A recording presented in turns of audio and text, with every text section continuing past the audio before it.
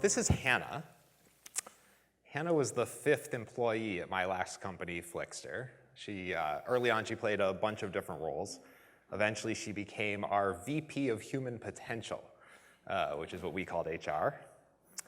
She was probably with Flixster for 8 or 8.5 of the 9 years that I was there. The hoodie that she's wearing says Certified Fresh for Life. It was given to her on her 5-year anniversary with the company by her colleagues, not by me, not by anyone else in management. This photo was taken last fall, the day after Warner Brothers, the company that acquired us, laid Hannah off. This hoodie is what she chose to wear when she came back to clean out her desk and collect her things. When I started out as an entrepreneur, I thought the purpose in starting a company was to build a product or bring some new service into the world. But in 17 years as an entrepreneur and angel investor, the biggest surprise to me has been building a team of people that really care about each other, that care about what they're working on, and that bring out the best in each other has been the most meaningful part of the entire experience. So last fall, I started a nonprofit. Let's see if that works. Oh, sweet. Called Innerspace. And we work with other startup founders to try to help them build happy, effective, and purposeful organizations. Basically, what we do is take modern best practices and how to build effective and resilient teams from places like Stanford or Harvard Business School and make them available in short format workshops for startup founders for free. Our programs are all in person. They're on topics like giving and receiving feedback, communicating effectively, and building an intentional culture. We also have a weekly mindfulness training group, of course, and monthly founder coach speed dating events. But instead of telling you more about it, I thought it might be fun to actually try one of the exercises from our workshops right here and see how that goes. We could talk about it a little bit. Maybe a bit of an adventure. I haven't done this in a room quite like this before. Hopefully you'll bear with me. If we're going to do this, I need you guys to agree to 2 things. First, for the next 20 minutes, we need to treat this as a safe learning container. So we need to agree to respect confidentiality. Anything that somebody shares with you in the next 20 minutes stays here. And secondly, we need to agree to challenge ourselves a little bit. This is going to be experiential learning, so you will get out of it as much or as little as you put into it. And so will your partner. So if you can agree to both of those things, raise your hand. I can't really see, but that looks like most of you. What about you? Yeah, all right, we'll say that's everybody. Good, excellent. So let me give you the instructions first before people start. So find a partner in the room, somebody you don't know, but hopefully someone near you, and move. So you're going to be with this person for about 10 minutes. So move so that you can have a conversation without disturbing other people. All right. Raise your hand if you still don't have a partner. Anyone still not have a partner? Excellent. Awesome. All right, so the first part of this is super easy. Pick a person A and a person B, and I'm going to give person A 2 minutes to introduce yourself to person B, and then we will switch. So person A, 2 minutes, introduce yourself to person B. Go. All right, person A, you're done. Person A, thank you. Hello. All right. So now, person B, 2 minutes, introduce yourself to person A. Go. Person B, you're done. All right. Thank you. So I want everyone to pause now for a minute and think about, in your 2-minute introduction, what did you choose to say, and what did you choose not to say? Out of your entire life, your past, your future, your personal life, your hobbies, your interests, what did you decide would be interesting to this person or relevant to this context? Why? What decisions did you make? So what we're going to do now is give each of you another 2 minutes to introduce yourself again to the same person a different way. And now is when I would like to remind you that just a minute ago we agreed to challenge ourselves a little bit.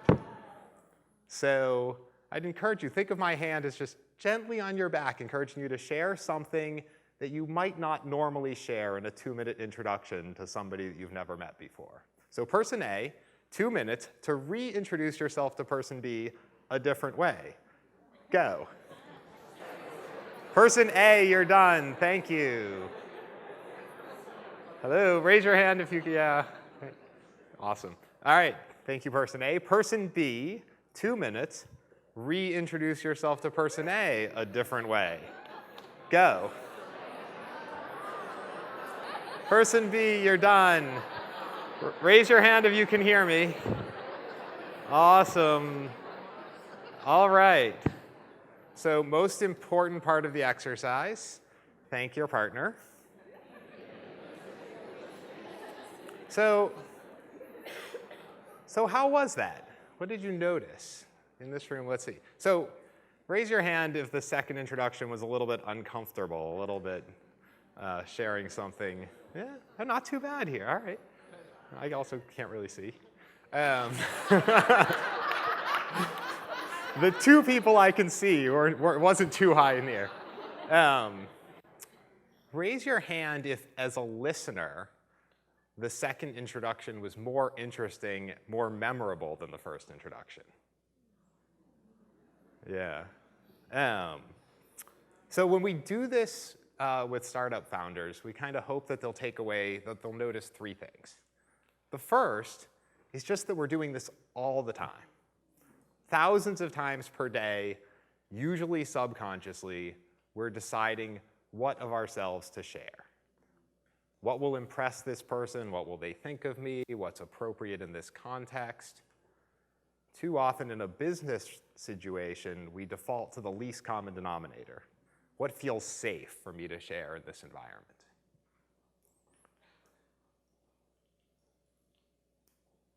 How many people know who this is? Yeah. So this is Brené Brown. She has a TED Talk that's like 21 million views, is probably what most of you have seen.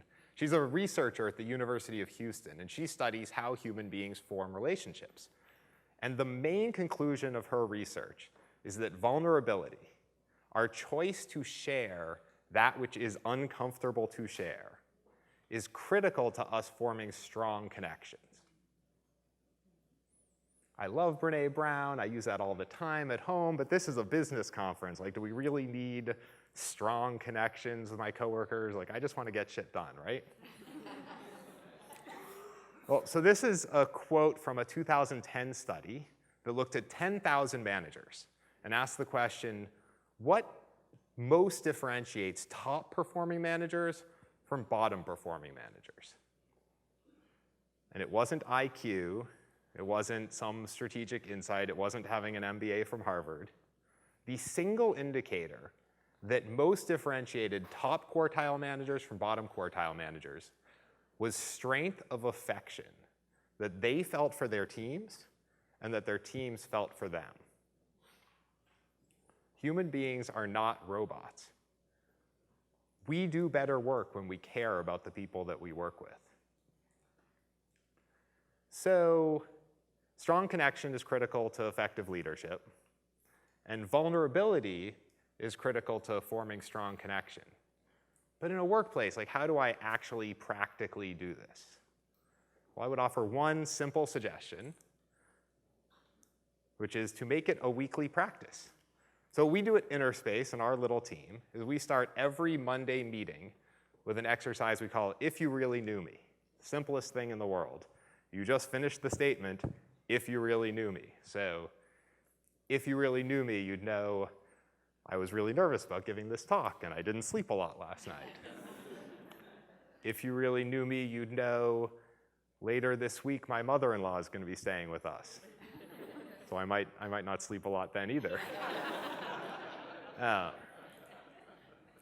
The entire exercise takes 8 or 10 minutes at the beginning of our week, and we come out not only feeling like a stronger sense and connection to who we each are as people, but also with like a lot of really important context about what might be going on that might impact the work that we have to get done together that week.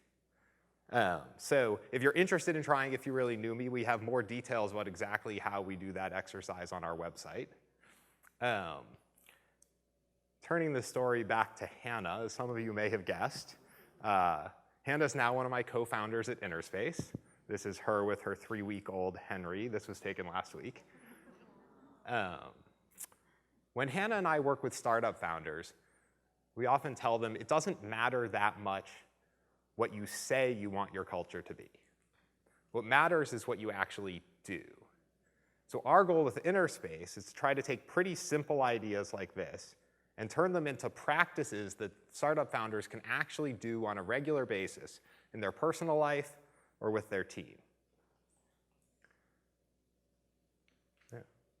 We are what we repeatedly do.